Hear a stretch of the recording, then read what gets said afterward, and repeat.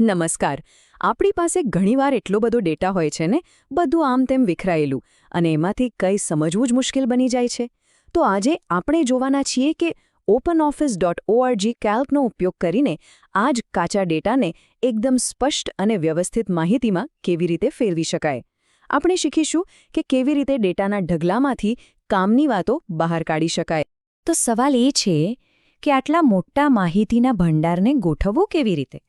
આજકાલ માહિતી તો ઘણી છે, પણ એને સમજવી અને વાપરવી એ જ તો અસલી પડકાર છે.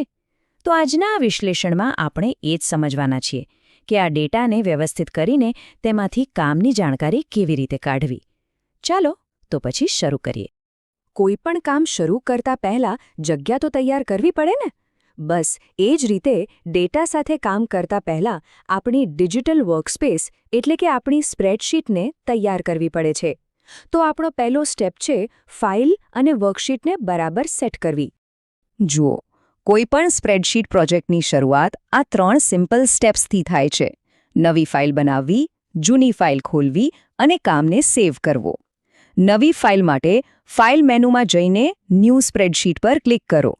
જો કોઈ જૂની ફાઇલ પર કામ કરવું હોય તો ઓપનનો ઉપયોગ કરો.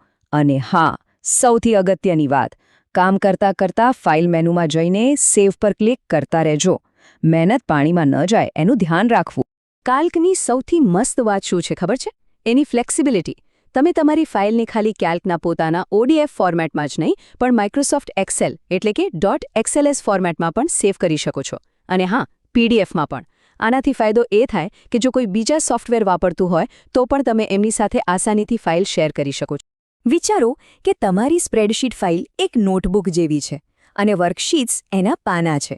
જો બહુ બધી માહિતી હોય તો એને અલગ અલગ પાના પર એટલે કે વર્કશીટમાં ગોઠવવી બહુ કામમાં આવે છે. તમે દરેક શીટને નામ આપી શકો છો, એને અલગ કલર આપી શકો છો જેથી તરત ઓળખાઈ જાય. નવી શીટ ઉમેરી શકો છો અને જેની જરૂર નથી એને કાઢી પણ શકો છો. આનાથી બધું કામ એકદમ ચોખ્ખું અને વ્યવસ્થિત રહે છે. ચાલો, તો આપણી વર્કસ્પેસ તો તૈયાર છે. હવે વારો છે ડેટા રાખવા માટેનું માળખું બનાવવાનું. હવે આપણે વાત કરીશું હરોળ અને કોલમની, જે કોઈપણ સ્પ્રેડશીટનો પાયો છે, એનો ફાઉન્ડેશન છે. કોઈપણ સ્પ્રેડશીટનું હાર્દ શું છે? એની ગ્રેડ, એટલે કે હરોળ અને કોલમથી બનેલું માળખું. આપણે જે પણ માહિતી નાખીએ છીએ એ એક સેલમાં જાય છે. અને યાદ રાખજો, આ માળખું જેટલું વ્યવસ્થિત હશે ને એટલું જ ડેટાને સમજવો અને એના પર કામ કરવું સહેલું બનશે. જેમ જેમ આપણો ડેટા વધે, આપણને વધુ જગ્યા જોઈએ, બરાબર? કેલ્કમાં આ કામ એકદમ સહેલું છે. નવી હરોળ ઉમેરવી છે, બસ કોઈ પણ હરોળ સિલેક્ટ કરો અને ઇન્સર્ટ મેનુમાં જઈને રોઝ પર ક્લિક કરો. સેમ ટુ સેમ આ જ રીતે કોલમ પણ ઉમેરી શકાય. અને હા, જો કોઈ હરોળ કે કોલમની જરૂર ન હોય તો રાઇટ ક્લિક કરીને એને ડિલીટ પણ કરી શકાય છે. એકદમ સિમ્પલ. હવે એક પ્રોબ્લેમ જે લગભગ બધાને આવે છે. વિચારો કે તમારી પાસે સેંકડો લાઇનનો ડેટા છે. તમે જેવું નીચે સ્ક્રોલ કરો, ઉપરનું હેડિંગ ગાયબ. પછી યાદ કરવું પડે કે કઈ કોલમમાં શું હતું. બહુ કન્ફ્યુઝિંગ થઈ જાય છે ને? પણ ચિંતા નહીં, આનો એક જોરદાર ઉપાય છે, ફ્રીઝ સ્પેન્સ. તમારે બસ એટલું કરવાનું છે કે જે હરોળને તમારે ફ્રીઝ કરવી છે એને બરાબર નીચેની હરોળ પસંદ કરો. પછી વિન્ડો મેનુમાં જઈને ફ્રીઝ પર ક્લિક કરી દો. બસ, હવે તમે ગમે તેટલું નીચે સ્ક્રોલ કરશો, તમારું હેડર ત્યાંનું ત્યાં જ રહેશે. એકદમ મસ્ત ફીચર છે. સારું, આપણે હરોળ અને કોલમની વાત કરી. હવે આવીએ સ્પ્રેડશીટના સૌથી નાના પણ સૌથી મહત્વના ભાગ પર, એટલે કે સેલ. સેલની અંદર જે માહિતી છે એને મેનેજ કરતા આવડવું બહુ જ જરૂરી છે. આપણે જ્યારે કોઈ સેલમાંથી કંઈક ડિલીટ કરવું હોય ત્યારે શું કરીએ? ડિલીટ કી દબાવીએ. પણ કેલ્કમાં એનાથી પણ વધુ ઓપ્શન્સ મળે છે. તમે ખાલી લખાણ ડિલીટ કરી શકો છો, અથવા ખાલી ફોર્મ્યુલા કે પછી ખાલી ફોર્મેટિંગ પણ હટાવી શકો છો. આનાથી આપણને ડેટા પર એકદમ બારીકાઈથી કંટ્રોલ મળે છે. હવે એક બહુ જ પાવરફુલ કોન્સેપ્ટ સમજીએ, સેલ એડ્રેસિંગ. આ એ રીત છે જેનાથી ફોર્મ્યુલા બીજા સેલનો રેફરન્સ લે છે. આ સમજવું બહુ જ જરૂરી છે, કારણ કે આના પર જ બધી ગણતરીઓનો આધાર છે. આના 2 મુખ્ય પ્રકાર છે. ચલો એને સમજીએ. ઓકે, તો આ 2 પ્રકારમાં શું ફરક છે? પહેલું છે રિલેટિવ એડ્રેસિંગ, જેમ કે C1.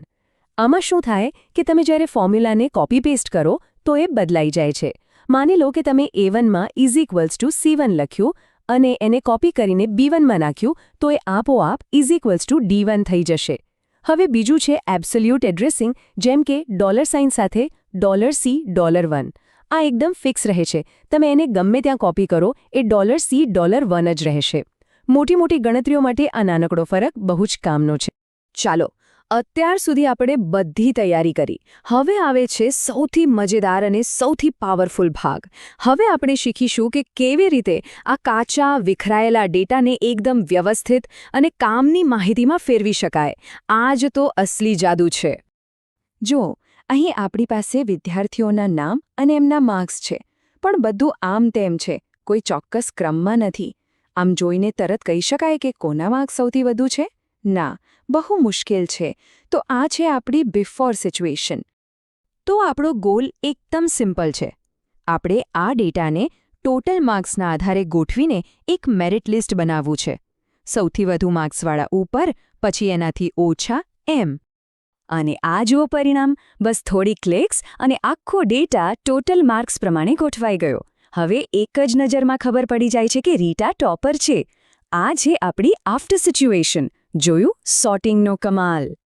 સોર્ટિંગ તો આખા ડેટાને ગોઠવી દે છે, પણ જો મારે ખાલી એવા જ વિદ્યાર્થીઓ જોવા હોય જે કોઈ ચોક્કસ શરત પૂરી કરતા હોય તો? જેમ કે જેમના માર્ક્સ 100થી વધુ હોય. બસ આ કામ માટે છે ફિલ્ટર. ફિલ્ટર શું કરે?